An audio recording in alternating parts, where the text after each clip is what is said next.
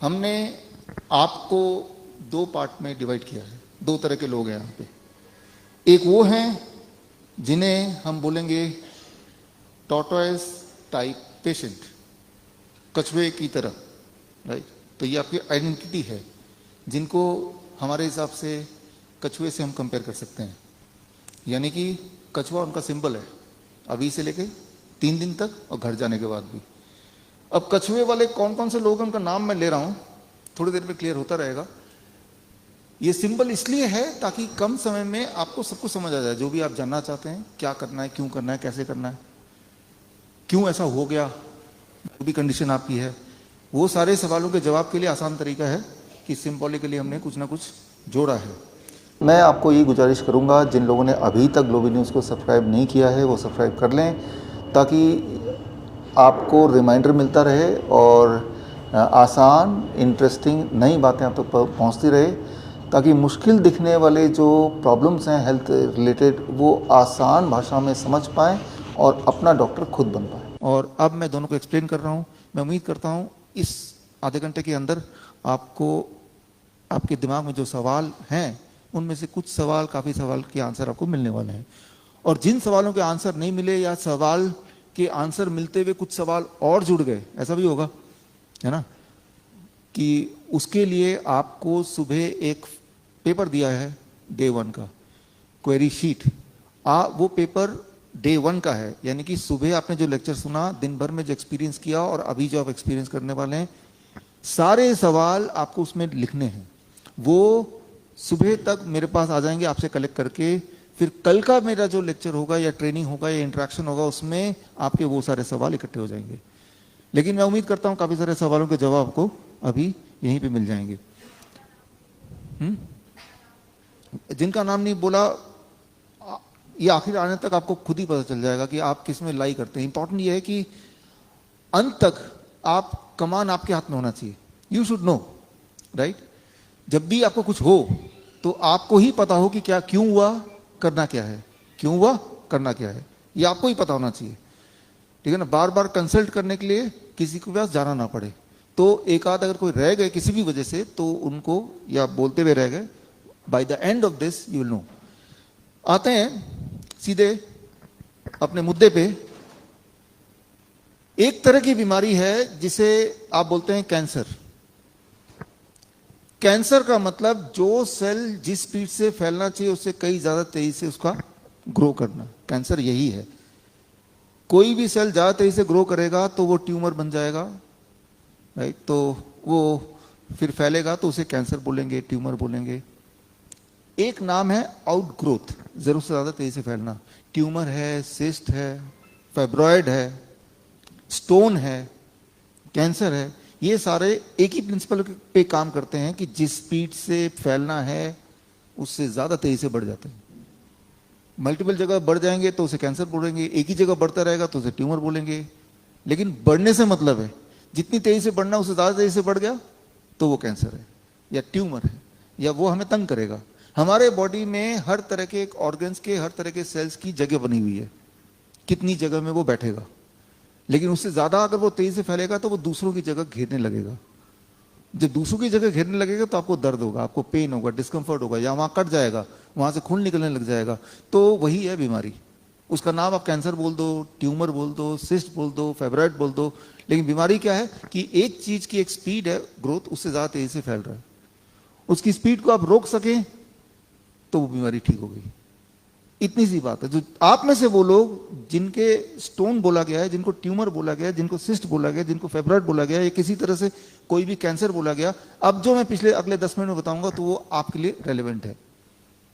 तो उसके नाम कुछ भी हो, लेकिन कोई चीज जितनी फैलनी चाहिए उससे ज्यादा तेजी से फैलना, उसका एक बेसिक प्रिंसिपल आप समझ लीजिए।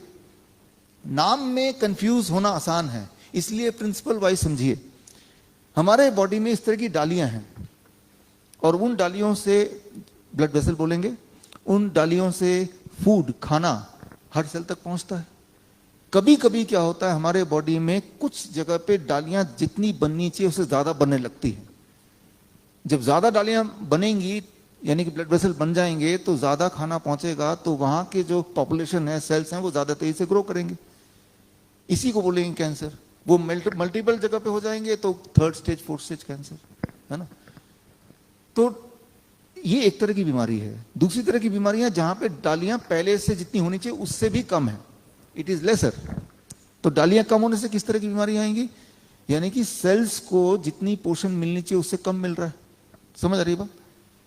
तो अब जिस तरह की बीमारियां आएंगी जिसे बोलते हैं हार्ट डिजीज, किडनी फेलियर, या फिर डायबिटीज, थायराइड, या फिर अर्थराइटिस, ये सारे वो हो गए जिसमें डालियां कम है, राइट। यानी कि हार्ट के सेल को ठीक से खाना नहीं पहुंच रहा है तो वो मरने लगे, किडनी के सेल को ठीक से खाना नहीं पहुंच रहा वो मरने लगे, राइट। यानी कि अब इलाज क्या है कि डालियों को बढ़ाना है, ब्रांचेस को बढ़ाना है। तो ये जो पूरा मैकेनिज्म है इसे साइंटिफिक भाषा में बोलते हैं एंजियोजेनेसिस। ये एंजियोजेनेसिस बिगड़ जाएगा, या तो बिगड़ता दो ही चीज से तरह से, या तो ज्यादा होगा जितना चाहिए या कम होगा, दो ही तरीके। जिस जगह पे ज्यादा होगा उस ऑर्गन में ज्यादा ग्रोथ होगी तो वो कैंसर, जिस जगह पे कम होगा वहां पे खाना कम पहुंचेगा तो वो फिर, अगर किडनी में अगर खाना कम पहुंचेगा हर सेल को तो क्या बोलेंगे उसको, किडनी फेलियर, किडनी काम नहीं, ये बोलेंगे ना। तो अगर वो हार्ट में होगा तो हार्ट फेलियर बोल देंगे उसको। But heart failure, kidney failure, basic mechanism is same. What is the mechanism, angiogenesis. तो इतना है। तो पहले हम बात करते हैं अगर ज्यादा ब्रांचेस हैं तो उसको कम कैसे करें, फिर हम बात करेंगे कम है तो ज्यादा कैसे करें। दो ही तरह से। तो आप जब भी बीमार पड़ेंगे दो ही तरीके से बीमार पड़ सकते हैं, है ना। तो बीमारी के बहुत सारे नाम, आज से करीब मान लो 50 साल पहले बीमारी के बेसिक नाम 80 बीमारियां थी। अब आज की तारीख में 8000 बीमारियां हैं। बीमारियां उतनी ही हैं बट उसको नाम कई सारे दे दिए हैं। बट देखा जाए तो वो बीमारियां दो ही तरह से हो रही हैं जो मैंने आपको बताया। तो पहला कि जब ब्रांचेस ज्यादा हैं तो कैंसर कैटेगरी, कछुआ। अब ये पहले को 10 मिनट में समझते हैं, फिर अगले को 10 मिनट में समझेंगे, फिर कंक्लूजन पे आएंगे, और वही चीज यहां आपसे करा रहे हैं ताकि एक रिजल्ट आए। समझिए इसको। इसे हम बोलते हैं rabbit tortoise model for cancer cure. Cancer का मतलब सिर्फ कैंसर नहीं, कोई भी बॉडी में जहां पे आउटग्रोथ हो, जो चीज जहां पे बढ़नी नहीं चाहिए, फैलनी नहीं चाहिए, वो बढ़े। जैसे स्टोन है, स्टोन हम में से हर एक के बॉडी में होगा ही होगा, लेकिन वो इतना छोटा है कि इट डजंट मैटर, राइट। लेकिन जब वो जरूरत से ज्यादा होगा, बड़ा, तो वो पेन करेगा। तो ही आप कहीं जाएंगे, तो ही आप अल्ट्रासाउंड कराएंगे और तो वो बोलेंगे देखो जी आपका तो 1 सेंटीमीटर स्टोन है ना। तो इसका मतलब ये नहीं कि बाकियों का नहीं है, सभी का है, लेकिन it is very small, right. तो हर चीज बॉडी में है, कैंसर सेल भी बॉडी में है हर एक के। ये हमें पहले से पता है, ऐसा कुछ नहीं कि ये नहीं पता आपको कि cancer cell is there in each one of us. तो लेकिन हम सब उससे परेशान नहीं है। हम में से, अच्छा, ये जो बातें मैं बता रहा हूं हर चीज का सबूत इसी ट्रेनिंग में, साइंटिफिक एविडेंस, वो भी आपको दिया जाएगा लिखित में, जो आप कहीं भी वेरीफाई कर सकते हैं, कहीं ले जा सकते हैं, दोबारा पढ़ सकते हैं, किसी को शेयर कर सकते हैं। याद रखिए, आप उसी बात को माने जिसके कोई सबूत हो, एविडेंस हो, फिर चाहे कोई एक ही आदमी क्यों ना बोले। अगर हजारों लोग चिल्ला चिल्ला के कुछ बोल रहे हैं लेकिन सबूत नहीं दे रहे हैं तो वो, मैं बोलता हूं कि उसको ना माने, मानो उसको जो सबूत दे रहा हो, फिर चाहे वो एक आदमी हो। तो यहां पे जो चीजें मैं बोल रहा हूं उसकी सबूत भी मैं आपको इन्हीं दिनों में दूंगा साथ साथ। सबूत मतलब ऐसे एविडेंस जो पूरी दुनिया यूनिवर्सली एग्री करते हो, राइट, हर जगह वो मान्य हो, ऐसे सबूत। तो फैक्ट्स मैं बता रहा हूं, सबूत साथ में आपको रिटर्न में मिल जाएगा, लिखित में, हार्ड कॉपी में। फैक्ट ये है कि हम में से हर एक के बॉडी में कैंसरस सेल होते हैं। हम में से 100% लोगों के थायराइड में कैंसर सेल होगा ही होगा, 100%। Detectable amount of cancer cell, it is called indolent cancer cell, यानी कि वो कैंसर सेल कछुए की तरह है। मतलब कछुए की तरह मतलब बैठे तो हैं लेकिन चुपचाप बैठा हुआ, आपको तंग नहीं कर रहा, राइट। अगर आप बायोप्सी करें, 40 साल से ऊपर जो भी है, मैं भी हूं, अगले में 50 का हो जाऊंगा, तो अगर आप में से कोई भी अपने थायराइड का बायोप्सी करेंगे तो डॉक्टर बोलेगा यहाँ तो कैंसर है, आप तो कैंसर पेशेंट है, 100% लोगों का, राइट। तो एविडेंस सेज, लेकिन हमें क्यों नहीं बीमार हो रहे हैं, क्यों नहीं वहां दर्द हो रहा है, क्यों नहीं वहां पे कुछ गड़बड़ हो रही है, क्योंकि वो जो कैंसर सेल है वो कछुए की तरह एक जगह बैठा हुआ है, बैठा ही रहेगा जिंदगी भर। वो आपके मरने का कारण नहीं बनेगा, ना दर्द का कारण बनेगा, ना आपको बीमार करेगा किसी भी तरह से। तो ऐसे कैंसर सेल को साइंटिफिक भाषा में बोलते हैं इंडोलेंट कैंसर सेल। मैं उसको नामकरण दे रहे हैं कि वो कछुए की तरह बैठा हुआ है, कछुआ, राइट। तो कैंसर सेल हर एक के बॉडी में है। थायराइड में फॉर एग्जांपल 100% केसेस में होता है, ब्रेस्ट में 40%। 10 अगर महिलाएं, उनमें अगर 10 के 10 का बायोप्सी करेंगे तो 40% में कैंसर सेल निकल आएगा, ऐसे जो कि डॉक्टर बोलेगा तो इनको तो सर्जरी की जरूरत है, कीमोथेरेपी की जरूरत है, तो वो वाला कैंसर सेल अच्छा खासा अमाउंट में। In case of males 70% males over the age of 40 prostate में 70% के कैंसर सेल निकलेगा ही निकलेगा, अच्छा खासा अमाउंट। लेकिन हम सब थोड़ा ना प्रोस्टेट का बायोप्सी कराते हैं। हम में से जो कराता है उन्हीं में से कुछ लोगों को बोलेंगे आपको प्रोस्टेट कैंसर है ना, हम तो कराते ही नहीं है। तो लेकिन हमें कोई परेशानी भी नहीं है, कैंसर सेल तो है। फॉर एग्जाम्पल मेरे बॉडी में कैंसर सेल है, यस, बायोप्सी कराएंगे पॉजिटिव आएगा, यस आएगा, लेकिन मैं बीमार तो नहीं हूं, मुझे कोई दर्द तो नहीं है, कहीं कुछ आउटग्रोथ तो दिख नहीं रहा, क्योंकि वो कछुए की तरह वो फैलता नहीं है, but that is a cancer cell. Scientific भाषा में वो कैंसर सेल है। तो पहला नियम याद रखिए, 4 में से पहला नियम कछुए वालों के लिए, कि हम में से हर एक के बॉडी में detectable amount of cancer cell होते हैं, but that will not make you sick because they are of nature. वो किस नेचर के हैं? कछुए नेचर के हैं। अब आता है रूल नंबर 2। हम में से कुछ लोग, वो 10% लोग जो जिन्होंने यहां से कछुआ ये निकाला, 10% लोग ऐसे हैं जिनके बॉडी में कैंसर सेल वो वाला है जिसे हम बोल सकते हैं एग्रेसिव कैंसर सेल, खरगोश। अच्छा, खरगोश क्या करता है? घर में एक जगह नहीं बैठा रहेगा, इधर भागेगा, उधर भागेगा, इधर भागेगा, जंप करेगा, पूरा घर में गंदा कर देगा, हर जगह उसके पैर के छाप पड़ जाएंगे, इधर उधर कर देगा, तहस नहस कर देगा। हम में से 15%, यहां जितने भी लोग बैठे हैं 10 से 15% ऐसे पेशेंट हैं जिनके बॉडी में कैंसर सेल ये वाला भी है। तो उनको फिर ट्यूमर होगा, उनको फिर कमजोरी होगी, उनका हीमोग्लोबिन लो होगा, उनको बड़ा पेन होगा, तो they are the true cancer patient. ठीक है, तो यानी कि कैंसर एक बीमारी है कब? जब आपके बॉडी में एग्रेसिव कैंसर सेल हो, जिसे हम बोल सकते हैं खरगोश की तरह वो भागता हो, बॉडी में फैला देता हो, पूरे बॉडी में फैल गया, राइट। पहले एक जगह दर्द था, एक जगह ट्यूमरस ग्रोथ था, बाकी बॉडी में कुछ दिनों में हो गया, कुछ महीनों में, कुछ सालों में हो गया। यानी कि उन लोगों के बॉडी में 15% लोगों की बॉडी में खरगोश है। खरगोश भी है, ये तो है ही है, ये भी है। प्रॉब्लम क्या है? रूल नंबर 2, प्रॉब्लम यह है कि अभी तक मेडिकल साइंस में ऐसा कोई डायग्नोसिस बना नहीं जिससे ये पता चल सके कि आपके बॉडी में जो कैंसर सेल है वो कछुए वाला है या खरगोश वाला है। ऐसा कोई साइंस बना नहीं, ऐसी कोई डायग्नोसिस बनी नहीं। यानी कि अगर मैं अभी बायोप्सी कराऊं फॉर एग्जाम्पल प्रोस्टेट का या थायराइड का या किसी भी पार्ट का, तो मुझे भी 3rd stage 4th stage cancer patient बोल सकते हैं विदाउट हैविंग एनी सिम्टम। क्योंकि अगर आप किसी भी से भी पूछेंगे, किसी पैथोलॉजिस्ट से, क्या आपके पास कोई ऐसा टेस्ट है जिससे पता चले कि कैंसर तो है, लेकिन ये कैंसर कौन सा वाला है? अगर तो ये जो कैंसर है वो कछुए वाला है, फिर तो कोई दिक्कत ही नहीं है, वो तो बैठा रहेगा जीवन भर, वो तो सभी के बॉडी में होता है। अगर उस लिहाज से तो सभी कैंसर पेशेंट है, right. I repeat, rule number 2, दुनिया में ऐसा कोई डायग्नोस्टिक टेस्ट अभी तक नहीं बना जो ये बता सके कि जो कैंसर रिपोर्ट में बताया जा रहा है वो कैंसर का नेचर क्या है, इस तरह का है कि इस तरह का है। और याद रखिए, कैंसर से हर एक के बॉडी के किसी न किसी ऑर्गन में हर पल होता ही है। इसका मतलब यह है कि जब बायोप्सी कराया, और बायोप्सी क्या होता है समझिए जरा, व्हाट इज बायोप्सी।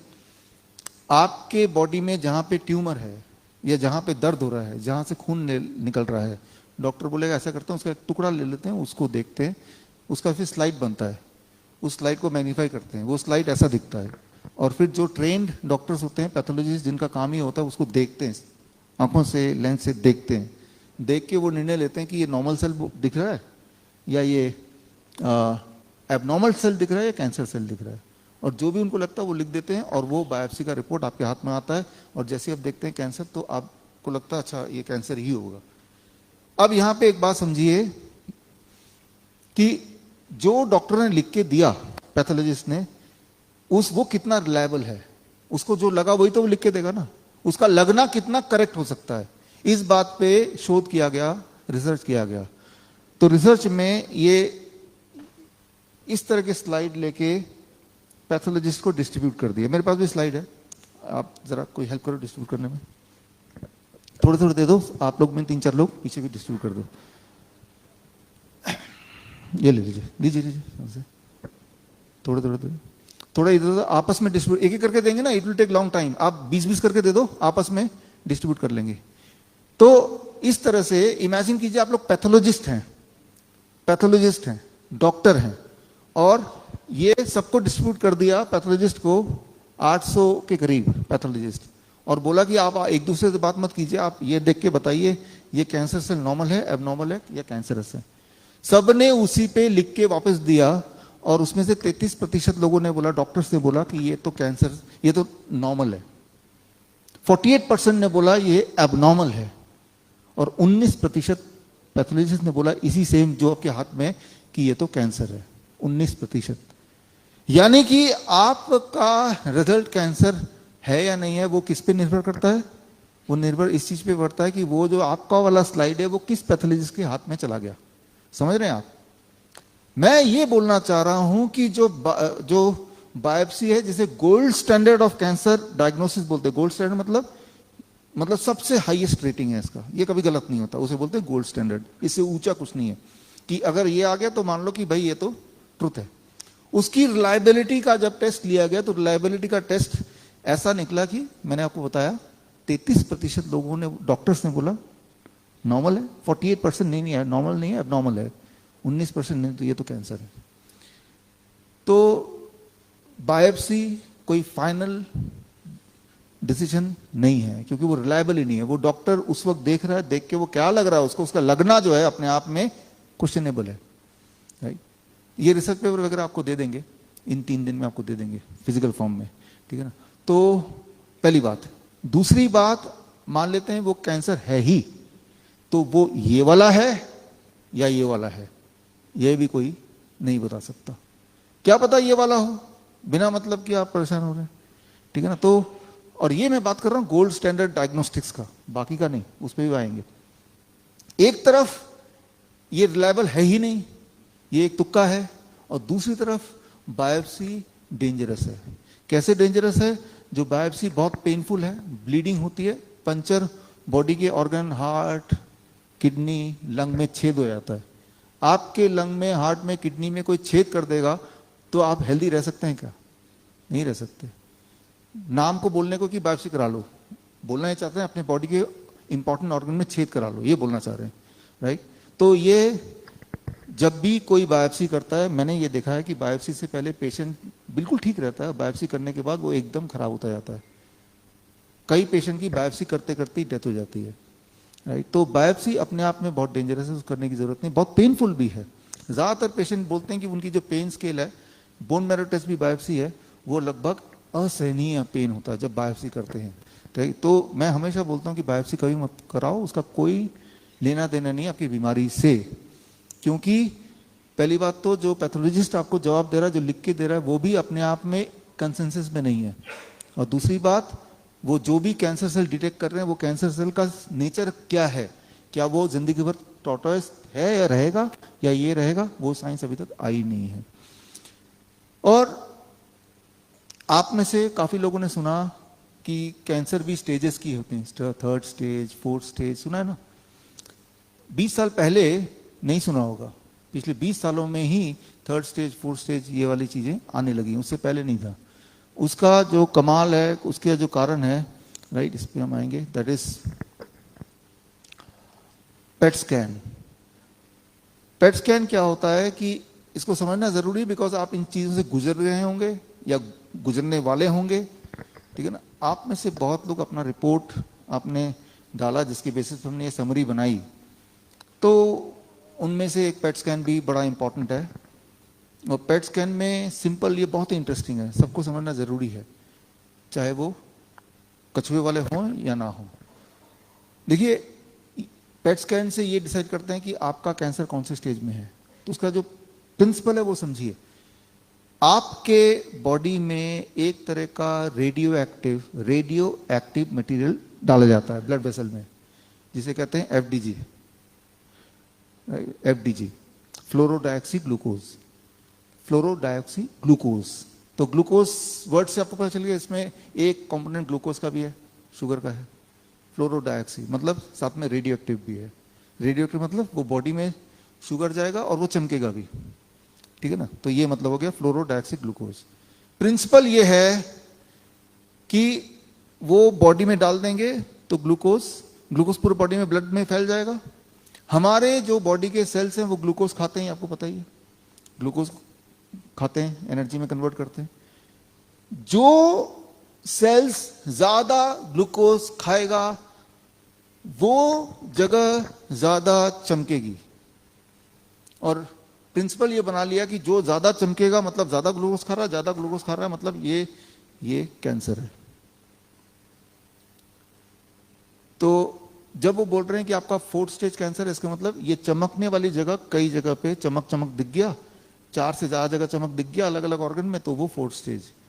3 जगह दिख गया तो 3rd स्टेज, 1-2 जगह दिखा तो 2nd स्टेज। तो स्टेजेस का मतलब क्या है, वो सिंपल ये है कि चमक कितनी जगह दिख रही है। चमक कहां ज्यादा होगी, जहां पे ग्लूकोज की खपत ज्यादा होगी। क्लियर। रेडियो एक्टिव है तो रेडियो एक्टिव एलिमेंट वहां ज्यादा है तो वो ज्यादा चमकेगा। अब ये इंपॉर्टेंट है कि जो सेल ज्यादा खाना खा रहा है क्या वो कैंसरस है, ऐसा कोई कनेक्शन, ऐसा कोई साइंस है? The answer is no. मान लो बच्चे हैं आपके पास बहुत सारे, आपको बताया बहुत सारे लाइन से बच्चे बैठे हैं और आप ये को कोई पूछे कि बताओ इनमें बदमाश कौन सा है, आप एक नियम बना लेंगे कि अच्छा हम ये प्रिंसिपल बना लेते, जो बच्चा ज्यादा खाना खाता होगा वो ज्यादा बदमाश है। तो उनमें से हो सकता है जो ज्यादा खाना खाता है वो बदमाश भी, ऐसा भी हो सकता है। लेकिन वो ऐसा भी हो सकता है वो ज्यादा खाना तो खाता है लेकिन वो बदमाश नहीं है, शैतान नहीं है। दोनों चीज पॉसिबल है ना।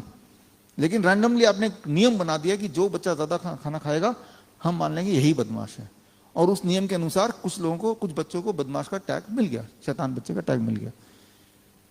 एक बात याद रखिए, जैसे मैं बातचीत कर रहा हूं, बोल रहा हूं लगातार, अगर 1 घंटे तक बोलूंगा तो मेरा ये जो पार्ट है इसको ज्यादा यूज कर रहा हूं, तो यहाँ पे जो सेल्स हैं वो ज्यादा भूखे हैं, और अब मैं एफडीजी वो डाल दूंगा बॉडी में, फिर पेट स्कैन कराऊंगा तो यहाँ की चमक ज्यादा होगी।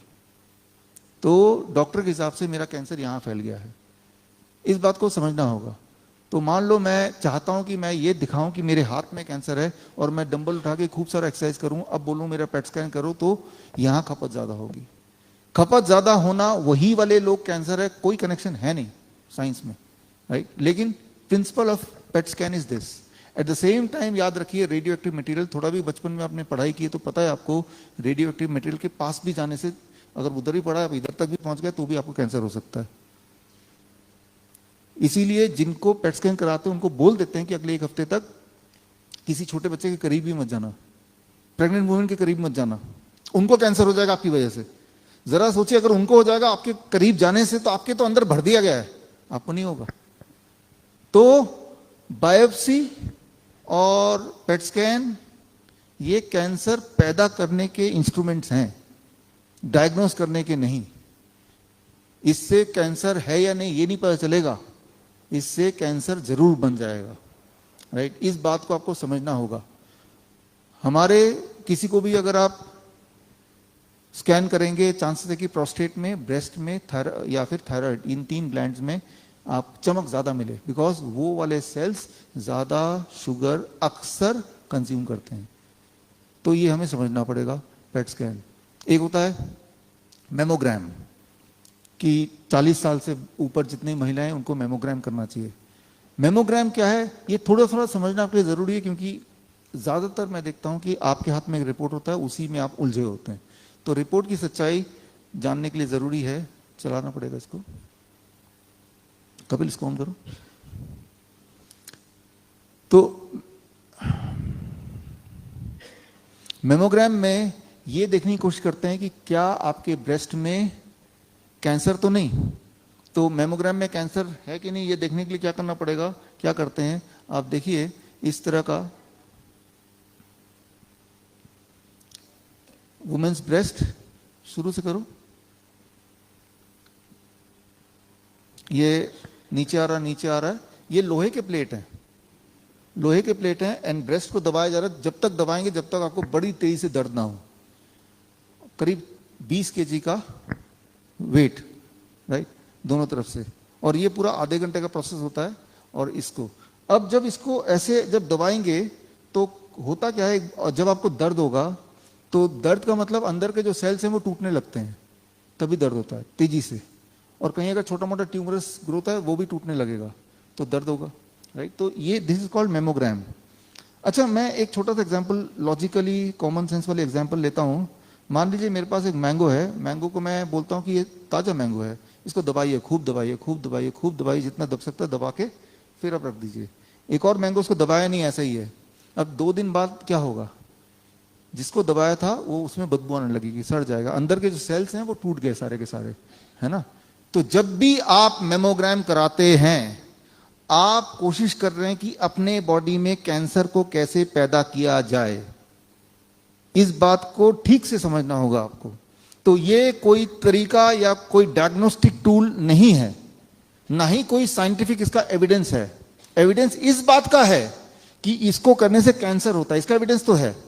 वो सारे एविडेंसेस मैंने इकट्ठे करके एक किताब बनाई है, वो किताब आपको दे देंगे फिजिकल फॉर्म में, और वो सारे रेफरेंसेस उसके अंदर दिए हुए हैं। तो जब भी कोई आपको बोल रहा है कि ऐसा करो ब्रेस्ट मेमोग्राम करा लो, तो एक्चुअली वो ये बोल रहा है कि ऐसा करो, आपके बॉडी में कैंसर है कि नहीं, लेकिन ये कैंसर हो जाए तो आप ये करा लो, राइट। तो अक्सर हम पैदा करते हैं कैंसर को, कौन सा वाला, खरगोश वाला। तो ये है हमारा रूल नंबर 3। रूल नंबर 3 ये है, बायोप्सी है, सर्जरी है, रेडिएशन है, कीमोथेरेपी है, these all causes cancer. These are not treatment or diagnostics. These causes the change of कछुआ into खरगोश। आपके बॉडी में वो सोता हुआ खरगोश कछुआ तो है जो आपको तंग नहीं करेगा, लेकिन जब उसको दबाएंगे या बायोप्सी से काटेंगे या उसमें रेडियोएक्टिव मटेरियल डालेंगे तो कछुआ खरगोश बन जाता है। फिर अब आपको रियल पेन होगा, अब आपको डिस्कंफर्ट्स होंगे। याद कीजिए, अगर आपके आसपास कोई कैंसर का पेशेंट आपने कभी जिंदगी में देखा हो तो जब वो बायोप्सी कराता है, जब वो पेट स्कैन कराता है, जब वो मेमोग्राम कराता है, उसके बाद से उसकी हालत बिगड़ती, ना कि पहले से। पहले वो ठीक ही था, फिर एकदम वो जब वो कीमोथेरेपी कराता है, जब वो सर्जरी कराता है, उसके बाद से उसकी हालत बिगड़ती, पहले से नहीं बिगड़ती है। अब बोलते हैं सर्जरी करा लो, सर्जरी से वो ट्यूमर को, उस कैंसर को, वो ब्रेस्ट को हटा दो। प्रिंसिपल समझिए, इसे कहते हैं सीड एंड सॉइल थ्योरी, 1897 का थ्योरी है। मान लो ये पेड़ एक कैंसर है, ये पत्ते कैंसर सेल है, मान लें, और अच्छा ये ज्यादा बढ़ गए हैं तो ये तो कैंसर है, आपको दर्द भी हो रहा है, ट्यूमरस ग्रोथ भी है, पस भी आ रहा है, खून भी आ रहा है, तो ऐसे करते हैं इसको काट देते हैं। अब अगर मैं इसको काट दूं, ये पत्तों को मैंने काट दिया, ये पत्तों को काट दिया, ये कैंसर सेल है, तो इसको सर्जरी से मैंने निकाल दिया। थोड़ी दिन बाद क्या होगा, दोबारा से आ जाएगा, फिर काटूंगा। क्या कभी ऐसा हो सकता है कि मैंने काट दिया और दोबारा से ना आए? जितनी बार काटेंगे, क्योंकि वो तो जड़ में है ना पानी। अगर मैं चाहता हूं कि ये सूख जाए, खत्म हो जाए, तो मुझे क्या करना पड़ेगा, बस कि जो उसका मीडियम चेंज करना पड़ेगा। इसे कहते हैं, जो कैंसर के जो बुक्स, टेक्स्ट बुक में 1897 में ये थ्योरी आई थी, जो आज भी वैलिड है, सीड एंड सॉइल थ्योरी। बीज, मान लो कैंसर है, लेकिन बीज पे निर्भर नहीं करता वो कितना ग्रो करेगा, उसका मीडियम क्या है वो इंपॉर्टेंट है। अगर आपने मीडियम हटा दिया तो ये कैसे ग्रो करेगा, और जो ग्रो है भी ये भी तो खत्म हो ही जाएगा ना। यही हम कर रहे हैं इन 3 दिनों में आपके साथ, कि हम मीडियम को चेंज कर देते हैं। Thank you, thank you. We need to change the medium. तो मीडियम अगर हम हटा दें तो जो एक्स्ट्रा ग्रोथ है, ये जो डालियां हैं, वो डालियां अपने आप धीरे धीरे सूख जाएंगी। धीरे धीरे नहीं, तेजी से सूखने लगेंगी। इसको बनने में महीनों लगे होंगे, लेकिन हटा दीजिए, इसको खत्म होने में कुछ दिन ही लगेंगे, राइट। तो जो बीमारी आई है सालों साल में आई है, लेकिन जाने के लिए सालों साल नहीं चाहिए, कुछ दिन चाहिए, राइट।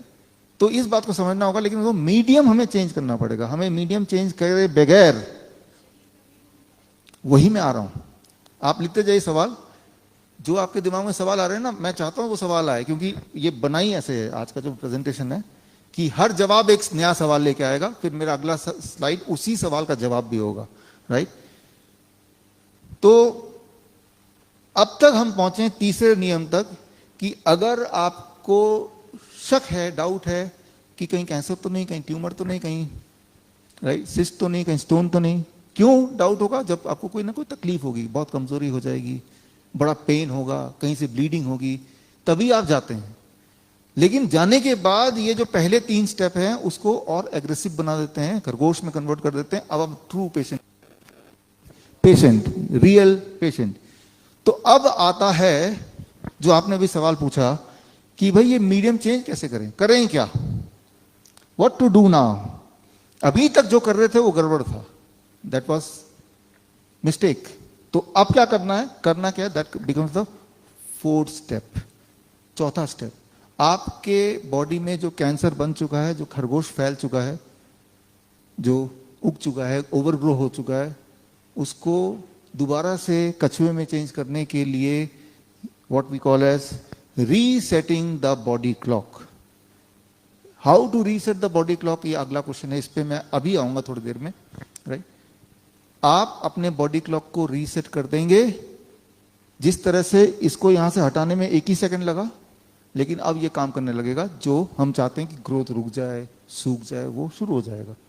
रीसेटिंग के लिए बहुत बड़ी चीज नहीं करनी, बहुत छोटी छोटी चीजें करनी है। जैसे मैंने पेड़ को हटाया, कैसे? एक एग्जांपल देता हूं आपको समझाने के लिए।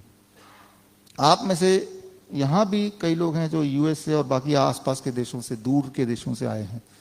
आपको पता है कि जब यूएस से यहां ट्रेवल करके आए तो अभी यहां पे उस वक्त यहां रात है तो वहां पे दिन है। तो यहां जब आप ट्रेवल करके आए तो दिन में आपको नींद आएगी, रात को नींद नहीं आएगी। ऐसे होगा ना, इसे बोलते हैं जेट लैग, है ना। 12 घंटे का फासला है, तो वहां दिन में, अभी यहां से पहुंच गए यूएस, तो वहां पे दिन में नींद आएगी, जबकि क्योंकि उस वक्त यहां की रात है। समझ आ रहा है ना, ये इसे जेट लैग बोलते हैं। अब इसको समझिए, मान लीजिए आपके पास मोबाइल फोन है और मोबाइल फोन को फ्लाइट मोड पे रखा हुआ है और यूएस लैंड किया और उसमें आप टाइम चेक कर रहे हैं, तो टाइम कहां का बताएगा? वो फ्लाइट मोड में है, इंडिया का बताएगा। जितने दिन तक फ्लाइट मोड में रहेगा उतने दिन तक कहां का टाइम बताएगा? इंडिया का। आप बोलेंगे 1 महीना हो गया फोन को देखते देखते, लेकिन अभी भी इंडिया का टाइम बता रहा है, क्योंकि अभी भी फ्लाइट मोड पे है। लेकिन जैसे ही आप फ्लाइट मोड से हटा के वहां के लोकल नेटवर्क से कनेक्ट करेंगे, कितने सेकंड के अंदर वो चेंज हो जाएगा? 10 सेकंड में, है ना। लेकिन आपका जो डिसीजन कि मैं उतरते ही उसको फ्लाइट मोड से हटा दूं या 10 दिन बाद हटाऊं या कभी ना हटाऊं, उस पर निर्भर करता है कि वो चेंज कब होगा। डिसीजन पर निर्भर कर रहा है। ये कॉम्प्लिकेटेड नहीं है, लेकिन आपको पता होना चाहिए कि नेटवर्क में जोड़ना कैसे है। जिस तरह से आपका मोबाइल जिस नेट जहां जाते हैं वहां के लोकल नेटवर्क से जुड़ने से वो टाइम जोन में आ जाता है, वही टाइम दिखाता है, ठीक उसी तरह से आपके बॉडी के अंदर भी एक क्लॉक है। और जैसे ही आप यूएस की धरती पे उतरे, आपने हवाई जहाज से उतरते ही अपने जूते निकाले और धरती के ऊपर, मिट्टी के ऊपर उस देश के जैसे ही पैर रखा, कुछ सेकंड में आपके बॉडी ने भी रीसेटिंग कर दी। और अब आपको रात को ही नींद आएगी, जो यूएस का रात है तभी नींद आएगी, और दिन को नींद नहीं आएगी। लेकिन ये रीसेटिंग हम करते ही नहीं है, right, we don't do it. कितना समय लगेगा रीसेटिंग करने में? 40 मिनट। 40 मिनट नंगे पैर आप बैठ जाएं या चलें, घास में, लकड़ी को पकड़ें, मतलब पेड़ के लकड़ी को पकड़ें, पेड़ के तने को पकड़ें, पेड़ पे बैठ जाएं, वो तो जो जेट लैग नाम का जो फिनोमिना वो हो ही गई नहीं आपको, राइट। तो यही आप आज अभी कर रहे हैं। 0 volt bedsheet, 0 volt yoga mat है ना आपके पास। तो आप बैठे तो यहां हैं, लेकिन आप धरती से कनेक्टेड हैं। तो जिस तरह से आपके मोबाइल में एक क्लॉक है, उस क्लॉक से आपको पता चलता है सब कुछ, उस क्लॉक से फीडिंग होती है, उस क्लॉक से आप न्यूज देखते हैं, रियल टाइम से आप पूरे संसार से जुड़े हैं। हमारे अर्थ का भी जियो मैग्नेटिक फील्ड है एक, और हमारे जो दिल का धड़कन धड़कता है वो जियो, और जो एनवायरमेंट है वो जियो मैग्नेटिक फील्ड से कनेक्टेड है थ्रू अर्थ स्किन। लेकिन इंसान एक ऐसा जानवर है जो जूते पहनता है। तो हम धरती से कनेक्टेड नहीं हैं। बाकी जानवर हैं, भिखारी है, जो भिखारी हैं, जो जिनके घर नहीं होते, उनके पास जूते भी नहीं होते। आप देखेंगे सर्दी में भी बहुत कपड़े तो होते नहीं है, वो बुरी तरह से कभी बीमार नहीं पड़ते। बुरी तरह से आप जो सब बोल रहे हैं कोरोना हो गया सब घर पे, वो भिखारी के पास तो घर ही नहीं है, वो घर कहाँ पे, लॉकडाउन में वो घर पे कहाँ जाएंगे, घर तो है ही नहीं उनके पास, लेकिन वो नहीं मरे। राइट, अभी भी आप फ्लू होगा, कुछ भी होगा, सर्दियां आएंगी, लू लग गया, कितनी बाहर धूप है, हम बहुत ज्यादा नाजुक हैं, वो नाजुक नहीं है। क्यों? क्योंकि जाने अनजाने वो मदर अर्थ, राइट, से कनेक्टेड है। जिस तरह से एक बच्चा, छोटा बच्चा बहुत पेन में होता है, जैसे ही अपनी माँ की गोद में आता है एकदम से वो उसकी रोना होना खत्म हो जाता है, ठीक उसी तरह से आप जैसी कनेक्टेड होंगे धरती से डायरेक्टली, आपके बॉडी के पेन, डिस्कम्फर्ट वो कम होने लगेगा। तो ये एक उदाहरण है सिर्फ, किस तरह से, जैसे आपका सवाल था, जो कि सभी का सवाल होगा, कि हम अपने खरगोश को दोबारा टॉर्टॉइज में कैसे चेंज करें, वो जो एक्स्ट्रा ग्रोथ हो रहा था उसको कैसे ठीक करें, अपने बॉडी क्लॉक को रीसेट करने के। बॉडी क्लॉक को रीसेट करने के लिए कई सारे मैनेजमेंट करने पड़ेंगे, उनमें से एक छोटा सा एग्जाम्पल अभी दिया मैंने, और भी आगे अभी दे रहा हूं। तो लेकिन answer is not in surgery, answer is not in chemotherapy, chemical therapy, radiation, radio active material, ये तो भाई कैंसर को बनाने की चीजें होती हैं। हमें क्यों लगता है इससे कैंसर ठीक हो जाएगा? हमने कभी सवाल भी नहीं किया। रेडिएशन बॉडी में डाल रहे हैं, राइट, तो और बोल रहे हैं कैंसर ठीक हो जाएगा। मैं लाइटर लेके इसको लगाऊंगा, बोलूंगा मैं तो आग बुझा रहा हूं, राइट, ये कुछ ऐसे ही हुआ ना, और हम मान भी रहे हैं, क्वेश्चन भी नहीं कर रहे हैं। चलो अब तो नहीं कर रहे थे, अब क्वेश्चन कर सकते हैं कि रेडियो एक्टिव मटेरियल बॉडी में डाल के हम कैसे अपने कैंसर को ठीक करेंगे, बल्कि वो तो कैंसर होता है।